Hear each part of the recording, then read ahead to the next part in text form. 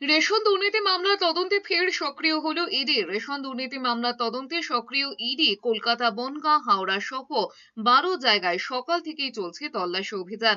শুক্রবার সকাল থেকেই কলকাতা, হাওড়া, বনগাঁ, মুর্শিদাবাদ সহ মোট 12টি জায়গায় তল্লাশি চালাচ্ছেন কেন্দ্রীয় তদন্তকারী সংস্থার আধিকারিকেরা। কলকাতার লর্ড সিনহা রোডে এক ব্যবসায়ীর অফিসে তল্লাশি চালাচ্ছেন তদন্তকারীরা। ইডি সূত্রে খবর, রেশন বন্টন দুর্নীতি মামলার তদন্তে ওই ব্যবসায়ীর নাম উঠে আসে। ওই ব্যবসায়ী সংস্থার নামে কিভাবে রেশন বন্টন করা হতো, সেগুলি কোথায় কোথায় পাঠানো হতো তা খতিয়ে দেখা হচ্ছে। কলকাতার পোদ্দার কোর্ট এবং মিন্টো পার্ক এলাকার একাধিক জায়গাতেও তল্লাশি চালানো হচ্ছে বলে ইডি সূত্রে খবর।